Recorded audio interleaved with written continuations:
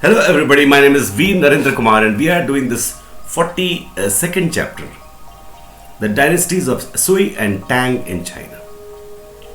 And this is part of our wonderful book series. These are the series of videos on this wonderful book called The Short History of the World by H.G. Wells. 42nd chapter, The Dynasties of Suy and Tang in China.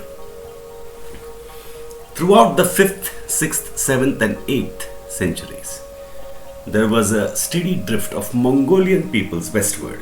The Huns of Attila were merely precursors of this advance, which led at last to the establishment of Mongolian peoples in Finland, Esthonia, Hungary and Bulgaria, where their descendants, speaking languages akin to Turkish, survive to this day. The Mongolian nomads were in fact playing a role towards the Aryanized civilizations of Europe and Persia and India that the Aryans had played to the Ægean and Semitic civilizations 10 or 15 centuries before.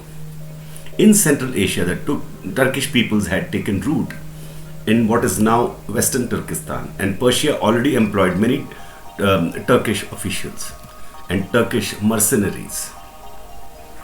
The Parthians had gone out of history, absorbed into the general population of Persia. There were no more Aryan nomads in the history of Central Asia. Mongolian people had replaced them. The Turks became masters of Asia from China to the Caspian. Same great pestilence at the end of the 2nd century AD that had shattered the Roman Empire had overthrown the Han dynasty in China. Then came a period of division and of Hunnish conquest, from which China arose refreshed more rapidly and more completely than Europe was destined to do. Before the end of the 6th century, China was reunited under the Suy dynasty, and this by the time of Heraclius gave place to the Tang dynasty, whose reign marks another great period of prosperity for China.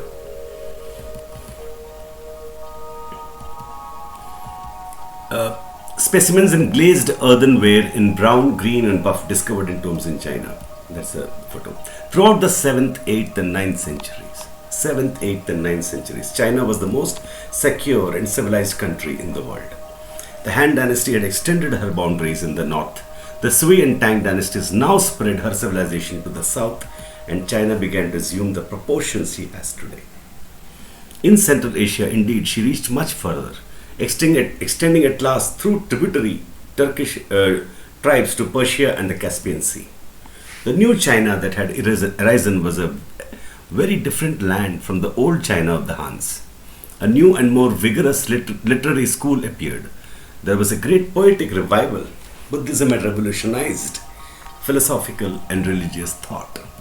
There were great advances in artistic work and technical skill in all the amenities of life. Tea was first used, paper manufactured, and wood block printing began. Millions of people, indeed, were leading orderly, graceful, and kindly lives in China during these centuries when the attenuated populations of Europe and Western Asia were living either in hovels, small walled cities, or grim robber fortresses. While the mind of the West was black with theological obsessions, the mind of China was open and tolerant and inquiring. One of the earliest monarchs of the Tang dynasty was Tai Sung, who began to reign in 627, the year of the victory of Heraclius at Nineveh. He received an embassy from Heraclius, who was probably seeking an ally in the rear of Persia. From Persia itself came a party of Christian missionaries, 635. They were allowed to explain their creed to Tai Sung, and he examined a Chinese translation of their scriptures. He pronounced this strange religion acceptable and gave permission for the foundation of a church and monastery. To this monarch also in 628 came messengers from Muhammad. They came to Canton on a trading ship. They had sailed the whole way from Arabia along the Indian coast.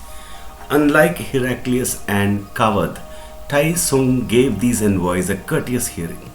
He expressed his interest in their theological ideas and assisted them to build a mosque in Canton, a mosque which survives, it is said, to this day, the oldest mosque in the world. And that completes this lovely chapter, and we have got this 43rd chapter, Muhammad and Islam in the next video. Thank you.